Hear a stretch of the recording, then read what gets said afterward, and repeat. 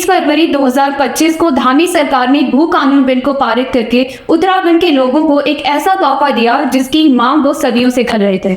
उत्तराखंड के लोगों की कई ऐसी मांगों में से भू कानून सबसे ज्यादा सुर्खियों में था, लेकिन बिल पारित होने के बाद और कानून बनने के बाद भी उत्तराखंड के लोग पूरी तरह से संतुष्ट नहीं है। अब उत्तराखंड के मूल निवासी 5th शेड्यूल की मांग कर रहे हैं। तो क्या है 5th शेड्यूल, क्या है इसका महत्व और आखिर क्यों उत्तराखंड में उठ रही है 5th शेड्यूल की मांग?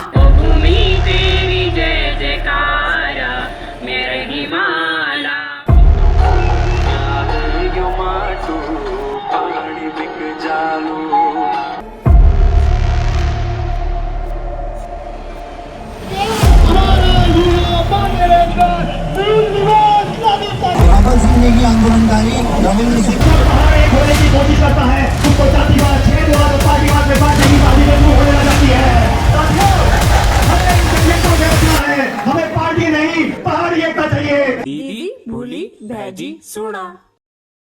नमस्कार दगड़ियों, मीठू शिवानी सोलंकी और स्वागत है आपका उत्तराखंड की नौनी चैनल की यूथ है बचावा सीरीज में। आज हम एक ऐसे महत्वपूर्ण मुद्दे पर बात करने जा रहे हैं जो उत्तराखंड के हर नागरिक के दिल में गूंज रहा है।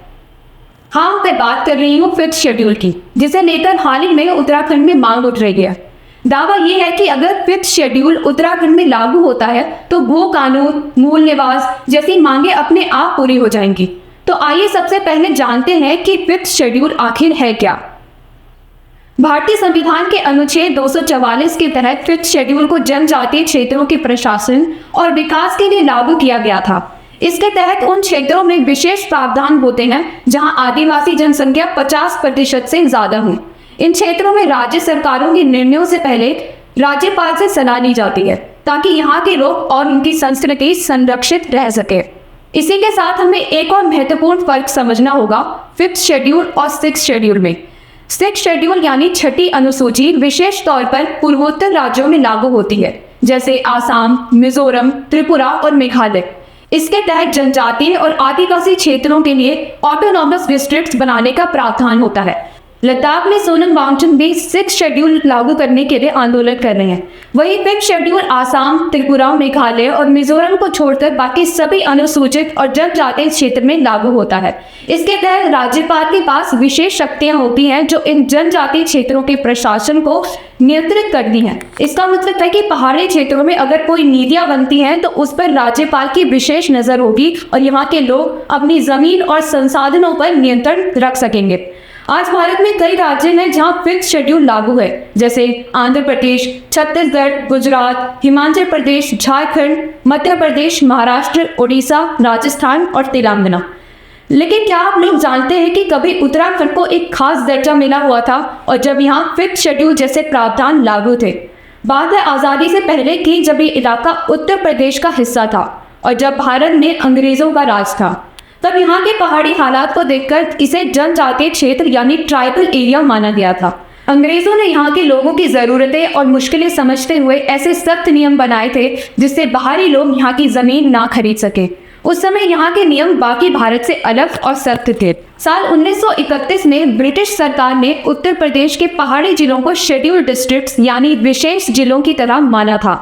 यही कानून आज के संविधान की 5वीं और 6ठी अनुसूची जैसा था, जिसमें आदिवासी इलाकों को सुरक्षा दी जाती है।